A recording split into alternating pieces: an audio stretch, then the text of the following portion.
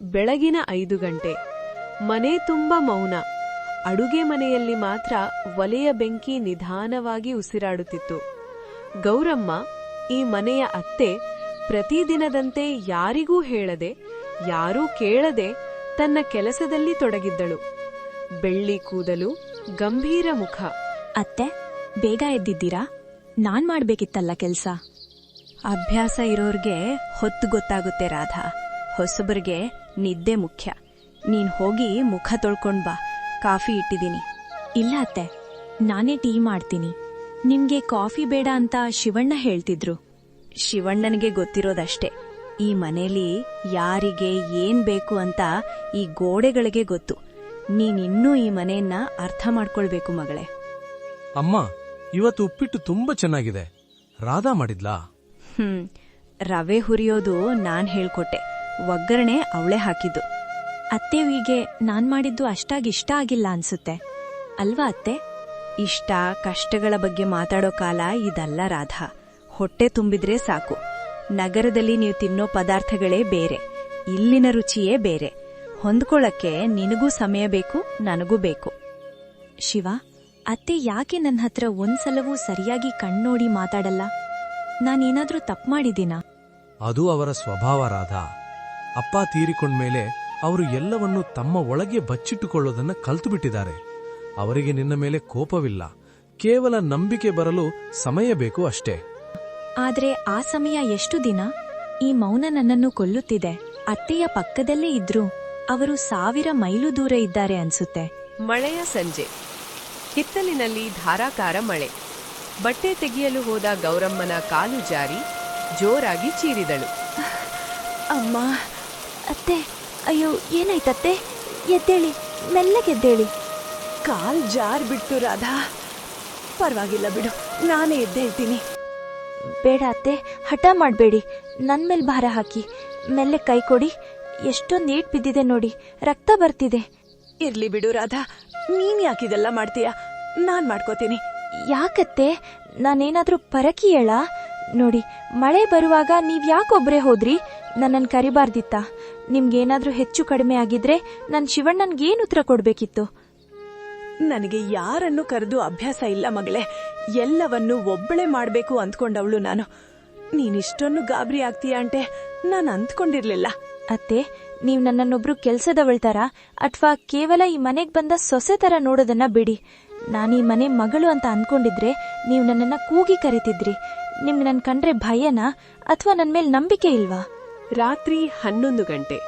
ಮನೆ ತುಂಬಾ ಮೌನ ಆವರಿಸಿದೆ. ಇಬ್ಬರೂ ತಮ್ಮ ತಮ್ಮ ಕೋಣೆಗಳಲ್ಲಿ ಮಲಗಿದ್ದಾರೆ. ದೇಹ ಹಾಸಿಗೆಯಲ್ಲಿ ವಿಶ್ರಾಂತಿಯಾಗಿದ್ದರೂ ಮನಸ್ಸು ಮಾತ್ರ ಅಶಾಂತ. ನಿದ್ದೆ ಇಬ್ಬರ ಕಣ್ಣಿಗೂ ದೂರವಾಗಿತ್ತು. ಇಷ್ಟು ದಿನ ಆ ಹುಡುಗಿಯನ್ನ ದೂರ ಇಟ್ಟೆ. ಅವಳು ಸಿಟಿಯಿಂದ ಬಂದವಳು ನಮ್ ಪದ್ಧತಿ ಹಾಳು ಮಾಡ್ತಾಳೆ ಅಂದ್ಕೊಂಡೆ. ಆದ್ರೆ ಇವತ್ತು ಅವಳು ನನ್ನ ಕಾಲ್ ಹಿಡಿದು ಮದ್ದು ಹಚ್ಚುವಾಗ ಅವಳ ಕಣ್ಣಲ್ಲಿ ಕಂಡಿದ್ದು ಪ್ರೀತಿ ಮಾತ್ರ. ನಾನೇ ಗೋಡೆ ಕಟ್ಕೊಂಡು ಕೂತಿದ್ದೇನಾ? ಅತ್ತೆ ಇವತ್ತು ಮೊದಲ ಬಾರಿಗೆ ನನ್ನ ಕೈ ಹಿಡಿದರು. ಅವರ ಕೈ ಎಷ್ಟು ನಡುಗುತ್ತಿತ್ತು. ಹೊರಗೆ ಕಠಿಣವಾಗಿ ಕಂಡರೂ ಒಳಗಡೆ ಅವರು ಎಷ್ಟು ಒಂಟಿಯಾಗಿದ್ದಾರೆ. ಆ ಒಂಟಿತನವೇ ಅವರನ್ನ ಇಷ್ಟು ಗಂಭೀರವಾಗಿ ಮಾಡಿದೆ ಅನ್ಸುತ್ತೆ. ನಾನು ಇನ್ನು ಮುಂದೆ ಅವರನ್ನ ಒಬ್ಬರೇ ಇರಲು ಬಿಡಬಾರದು. ಶಿವಣ್ಣ ಕೆಲಸ ಮುಗಿಸಿ ಮನೆಗೆ ಬಂದ. ಅವನ ಮುಖದಲ್ಲಿ ಎಂದೂ ಕಾಣದ ಒಂದು ವಿಶೇಷವಾದ ಕಾಂತಿ ಮತ್ತು ಉತ್ಸಾಹವಿತ್ತು. ಅತ್ತೆ, ಕಾಲ್ನೋವಿಗೆ ಹೇಗಿದೆ? ರಾತ್ರಿ ನಿದ್ದೆ ಬಂತಾ? ಪರವಾಗಿಲ್ಲ.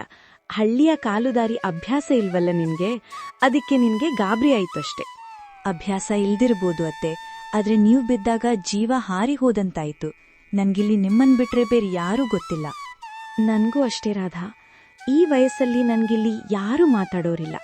ನಿನ್ ಹತ್ರ ಮಾತಾಡೋಣ ಅಂದ್ರೆ ನಿನಗೀ ಹಳೇ ಕಾಲದ ಹೆಂಗಸಿನ ಮಾತು ಹಿಡಿಸುತ್ತೋ ಇಲ್ವೋ ಅನ್ನೋ ಸಂಕೋಚ. ನಿಮ್ಗೆ ನನ್ಮೇಲೆ ಸಿಟ್ಟು ಅಂತಲೇ ನಾನು ಇಷ್ಟು ದಿನ ಅಂದ್ಕೊಂಡಿದ್ದೆ. ಮದ್ವೆ ಆದಾಗಿನಿಂದ ನೀವು ನನ್ನನ್ನ ಕಣ್ಣೆತ್ತಿ ಸರಿಯಾಗಿ ನೋಡಿಲ್ಲ. ಅದು ಸಿಟ್ಟಲ್ಲ ಮಗಳೇ, ಅದು ಈ ಮನೆಯ ರೂಢಿ. ನನ್ನತ್ತೆ ನನ್ನನ್ನು ಇದೇ ರೀತಿ ನಡೆಸ್ಕೊಂಡಿದ್ರು. ಅತ್ತೆ ಅಂದ್ರೆ ಗಂಭೀರವಾಗಿರ್ಬೇಕು, ಸೊಸೆಗೆ ಭಯ ಇರಬೇಕು ಅನ್ನೋದು ನನ್ನ ತಲೆಗೆ ಮಸಿಯಲಾಗಿತ್ತು. ಆದ್ರೆ ನಿನ್ನೆ ನೀನ್ ನನ್ನ ಕೈ ಹಿಡಿದು ಎತ್ತಿದಾಗ ಅನಿಸ್ತು, ಪ್ರೀತಿಗಿಂತ ಪ್ರೀತಿ ದೊಡ್ಡದು ಅಂತ. ನಾನು ಸಿಟಿಯಲ್ಲಿ ಬೆಳೆದವಳತ್ತೆ. ಸಂಪ್ರದಾಯ ಅಷ್ಟಾಗಿ ಗೊತ್ತಿಲ್ದಿರಬಹುದು, ಆದರೆ ಒಬ್ರನ್ನೊಬ್ರು ಅರ್ಥ ಮಾಡ್ಕೊಳ್ಳೋದು ಸಂಪ್ರದಾಯಕ್ಕಿಂತ ಮುಖ್ಯ ಅಲ್ವಾ? ಮಗ ಶಿವಣ್ಣ ಅಡುಗೆ ಮನೆಗೆ ಬಂದಾಗ ಇಬ್ರೂ ಮಾತನಾಡುತ್ತಿರುವುದನ್ನು ಕಂಡು ಆಶ್ಚರ್ಯವಾಯಿತು. ಏನಮ್ಮ ಇವತ್ತು ಮಳೆ ಬರೋ ಮುನ್ಸೂಚನೆ ಇದೆಯಾ? ಅತ್ತೆ ಸೊಸೆ ಇಬ್ರು ಮುಖ ನೋಡಿ ಮಾತಾಡ್ತಿದ್ದೀರಾ? ಹೋಗಪ್ಪ, ಇಷ್ಟು ದಿನ ನಾವು ಒಬ್ರಿಗೊಬ್ರು ಹೆದರ್ಕೊಂಡು ಮೌನವಾಗಿದ್ನಿ. ಈಗ ಆ ಮೌನಕ್ಕೆ ರಜೆ ಕೊಟ್ಟಿದೀವಿ. ರಾಧಾ, ಇವತ್ತು ಶಿವಣ್ಣನಿಗೆ ಇಷ್ಟವಾದ ಅಕ್ಕಿ ರೊಟ್ಟಿ ಮಾಡೋಣ. ನಾನ್ ಹೇಳ್ಕೊಡ್ತೀನಿ, ಬಾ. ಖಂಡಿತ ಅತ್ತೆ, ನೀವು ಹೇಳ್ಕೊಟ್ರೆ ನಾನು ಚೆನ್ನಾಗಿ ಮಾಡ್ತೀನಿ. ರಾಧಾ, ಇಷ್ಟು ದಿನ ನಾನು ನಿನ್ನತ್ರ ಸರಿಯಾಗಿ ಮಾತಾಡಿಲ್ಲ. ನಿನಗೆ ನನ್ನ ಮೇಲೆ ತುಂಬಾ ಬೇಸರ ಇತ್ತಲ್ವಾ?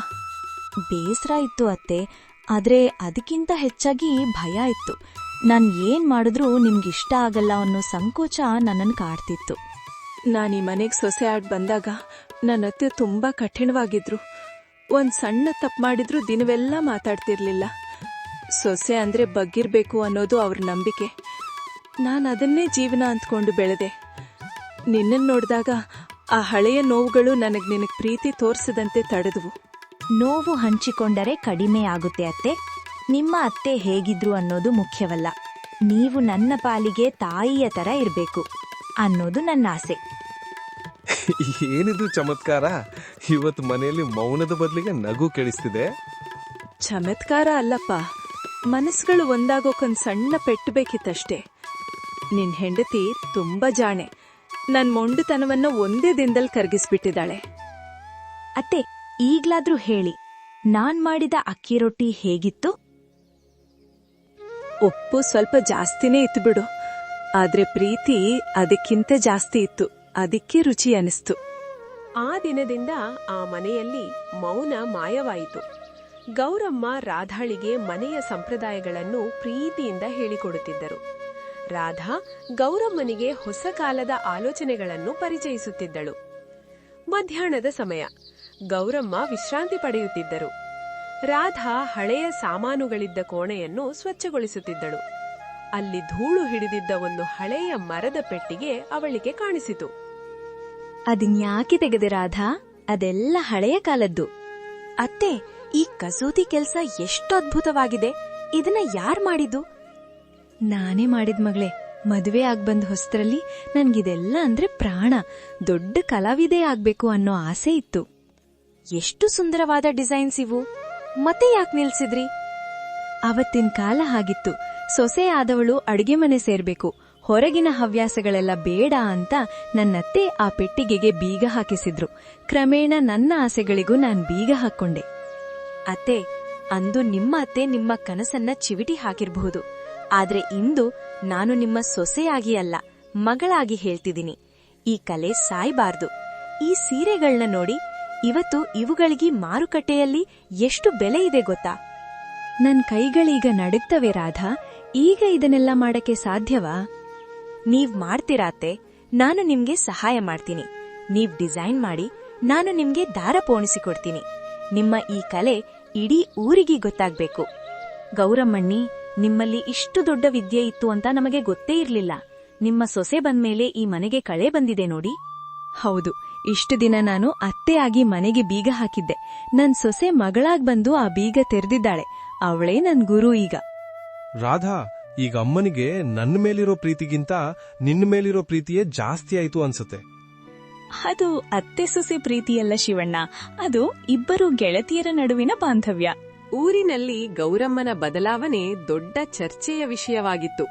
ಸಂಪ್ರದಾಯಸ್ಥ ಕುಟುಂಬದ ಗೌರಮ್ಮ ಸೊಸೆಯ ಜೊತೆ ಸೇರಿ ವ್ಯಾಪಾರ ಮಾಡುತ್ತಿರುವುದು ಕೆಲವರಿಗೆ ಇಷ್ಟವಾಗಲಿಲ್ಲ. ಏನಮ್ಮ ಗೌರಮ್ಮ, ಮನೇಲಿ ಬಟ್ಟೆ ವ್ಯಾಪಾರ ಶುರು ಮಾಡಿದಿರಾ ಅಂತ ಕೇಳಿದೆ.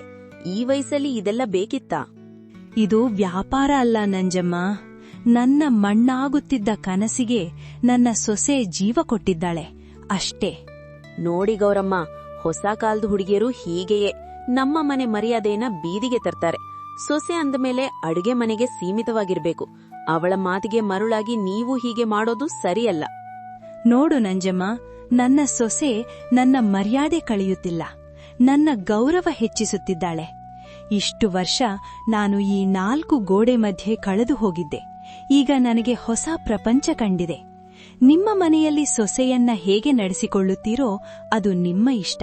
ಆದರೆ ನನ್ನ ಮನೆಯಲ್ಲಿ ಅವಳು ನನ್ನ ಮಗಳು ಮತ್ತು ಸರಿ ಸಮಾನ ಗೌರವವುಳ್ಳವಳು.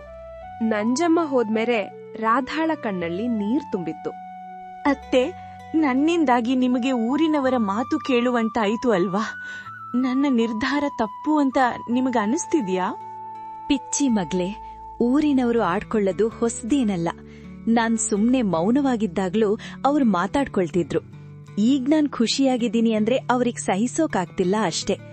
ನೀನ್ ನನ್ನನ್ನ ಈ ಕತ್ತಲೆಯಿಂದ ಹೊರಗ್ ತಂದಿದ್ಯಾ, ಈ ಮಗುವನ್ನ ಅರ್ಧ ಹಾದಿಯಲ್ ಬಿಡ್ತೀಯಾ? ಎಂದಿಗೂ ಇಲ್ಲ ಅತ್ತೆ, ನಿಮ್ಮ ಈ ಧೈರ್ಯವೇ ನಮಗೆ ಶಕ್ತಿ.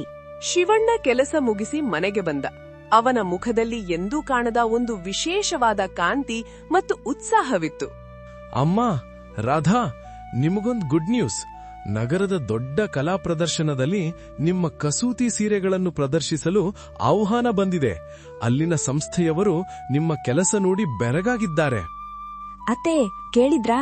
ಇಡೀ ನಗರವೇ ನಿಮ್ಮ ಕಲೆ ನೋಡುತ್ತೆ ಈಗ. ನಾನಾ? ನಗರಕ್ಕ? ಅಯ್ಯೋ, ನನಗಲ್ಲಿನ ಭಾಷೆ, ಜನ ಯಾವುದು ಗೊತ್ತಿಲ್ಲಪ್ಪ. ನೀವಿಬ್ರೂ ಹೋಗ್ಬನ್ನಿ. ಇಲ್ಲ ಅತ್ತೆ, ಇದು ನಿಮ್ಮ ಸಾಧನೆ. ನೀವು ಬರ್ಲೇಬೇಕು. ನಿಮ್ಮ ಹಳ್ಳಿ ಭಾಷೆಯಲ್ಲೇ ಮಾತಾಡಿ. ನಿಮ್ಮ ಕಲೆಗೆ ಭಾಷೆಯ ಹಂಗಿಲ್ಲ. ನಾನ್ ನಿಮ್ ಜೊತೆ ನೆರಳಿನಂತೆ ಇರ್ತೀನಿ. ನಗರದ ದೊಡ್ಡ ಹಾಲ್, ಎಲ್ಲೂ ಲೈಟುಗಳು, ಶ್ರೀಮಂತ ಜನ. ಗೌರಮ್ಮ ತನ್ನ ಹಳ್ಳಿಯ ಸೀರೆಯನ್ನು ಉಟ್ಟು ಸೊಸೆಯ ಕೈ ಹಿಡಿದು ವೇದಿಕೆಯ ಮೇಲೆ ನಿಂತಿದ್ದಾರೆ. ಗೌರಮ್ಮನವರೇ, ಈ ವಯಸ್ಸಿನಲ್ಲಿ ಇಷ್ಟು ಸುಂದರವಾದ ಕಲೆಗೆ ನಿಮ್ಗೆ ಸ್ಫೂರ್ತಿ ಯಾರು? ಸ್ಫೂರ್ತಿ ನನ್ನ ಸೊಸೆ ರಾಧಾ. ನನ್ನ ಕನಸುಗಳು ಹೂತು ಹೋದ ಮೇಲೆ ಅದಕ್ಕೆ ನೀರು ಹಾಕಿ ಬೆಳೆಸಿದವಳು ಅವಳು. ಸಾಮಾನ್ಯವಾಗಿ ಅತ್ತೆ ಸೊಸೆ ಸಂಬಂಧ ಅಂದ್ರೆ ಜಗಳ ಅಂತಾರೆ. ಆದ್ರೆ ನಮಗೆ ಅದು ಪರಸ್ಪರ ಆಸರೆಯ ಬಂಧ. ಈ ಯಶಸ್ಸು ಅವಳಿಗೆ ಸೇರಬೇಕು. ಗೌರಮ್ಮ ಮತ್ತು ರಾಧಾ ನಗರದಿಂದ ಹಿಂದಿರುಗಿದಾಗ ಅವರು ಕೇವಲ ಪ್ರಶಸ್ತಿ ತರಲಿಲ್ಲ, ಬದಲಿಗೆ ಇಡೀ ಹಳ್ಳಿಯ ಹೆಣ್ಣು ಮಕ್ಕಳ ಕಣ್ಣಲ್ಲಿ ಒಂದು ಹೊಸ ಆಸೆಯನ್ನು ಹೊತ್ತು ತಂದಿದ್ದರು. ಗೌರಮ್ಮಣ್ಣಿ, ಪೇಪರ್ನಲ್ಲಿ ನಿಮ್ ಫೋಟೋ ನೋಡಿದ್ವಿ, ಬಹಳ ಖುಷಿಯಾಯ್ತು. ನಾವೇನೋ ತಿಳಿದೇ ಮಾತಾಡ್ಬಿಟ್ವಿ, ಕ್ಷಮಿಸ್ಬಿಡಿ. ನಂಜಮ್ಮ, ಕ್ಷಮೆ ಕೇಳೋದು ನನಗಲ್ಲ, ನಿನ್ ಮನೆಯಲ್ಲಿರೋ ಮಗಳಿಗೆ ಅಥವಾ ಸೊಸೆಗೆ ಕೇಳು. ಅವಳಲ್ಲೂ ಒಂದು ಕನ್ಸಿರುತ್ತೆ, ಅದನ್ನ ಹತ್ತಿಕ್ಕಬೇಡ. ಅತ್ತೆ, ಗೌರಮ್ಮಣ್ಣಿ ಹತ್ರ ನನಗೂ ಕಸೂತಿ ಕಲೆ ಕಲಿಬೇಕು ಅಂತಿದೆ. ಅವರು ನಮ್ಮೂರಿನ ಹೆಣ್ಮಕ್ಳಿಗೆಲ್ಲ ಹೇಳ್ಕೊಡ್ತಾರಂತೆ. ಖಂಡಿತ ಮಗಳೇ, ನನ್ನ ಮನೆ ಬಾಗಿಲು ಯಾವಾಗ್ಲೂ ತೆರೆದಿರುತ್ತೆ. ನೋಡಿ, ಇವರು ನಮ್ಮ ಮನೆಯ ಶಕ್ತಿಗಳು. ಅತ್ತೆ ಮತ್ತು ಸೊಸೆ ಒಂದಾದರೆ ಸಂಸಾರ ಮಾತ್ರವಲ್ಲ, ಸಮಾಜವೇ ಬದಲಾಗುತ್ತೆ ಅನ್ನೋದಕ್ಕೆ ಇವರೇ ಸಾಕ್ಷಿ. ರಾಧಾ, ಇವತ್ತು ನಾನ್ ನಿನ್ಗೆ ಒಂದು ಉಡುಗೊರೆ ಕೊಡ್ಬೇಕು. ಇದೇನತ್ತೆ? ಇದು ನಿಮ್ಮ ಅತ್ತೆ ನಿಮ್ಗೆ ಕೊಟ್ಟಿದ್ದು ಅಲ್ವಾ? ಹೌದು, ಅವ್ರು ಕೊಟ್ಟಾಗ ಇದು ಕೇವಲ ಒಂದು ಆಭರಣವಾಗಿತ್ತು. ಆದ್ರೆ ನಾನ್ ನಿನ್ಗೆ ಕೊಡುವಾಗ ಇದು ಒಂದು ಜವಾಬ್ದಾರಿ ಮತ್ತು ಪ್ರೀತಿಯ ಸಂಕೇತ. ಈ ಸರ ಹಾಕೊಂಡ್ಮೇಲೆ ನೀನು ಮುಂದಿನ ತಲೆಮಾರಿನ ಸೊಸೆಯಂದಿರನ್ನು ಕೂಡ ಹೀಗೆಯೇ ಪ್ರೀತಿಯಿಂದ ನಡೆಸ್ಕೊಳ್ಬೇಕು. ಖಂಡಿತ ಅತ್ತೆ. ಅತ್ತೆ ಸೊಸೆ ಸಂಬಂಧ ಅಂದ್ರೆ ಕೇವಲ ಜಗಳವಲ್ಲ, ಅದು ತಾಯಿ ಮಗಳ ಮರು ಹುಟ್ಟುವಂತ ನಾನು ಸಾಬೀತು ಮಾಡ್ತೀನಿ. ಸಂಬಂಧಗಳು ಅರಳಬೇಕಾದ್ರೆ ಬೇಕಾಗಿರುವುದು ಅಧಿಕಾರವಲ್ಲ, ಬದಲಾಗಿ ಪರಸ್ಪರ ನಂಬಿಕೆ ಮತ್ತು ಅರ್ಥ ಮಾಡಿಕೊಳ್ಳುವ ಮನಸ್ಸು. ಗೌರಮ್ಮ ಮತ್ತು ರಾಧಾ ಅವರ ಈ ಪಯಣ ಕೇವಲ ಅತ್ತೆ ಸೊಸೆಯ ಕಥೆಯಲ್ಲ, ಇದು ಪ್ರತಿಯೊಬ್ಬರ ಮನೆಯಲ್ಲಿ ಇರಬೇಕಾದ ಪ್ರೀತಿಯ ಪಾಠ.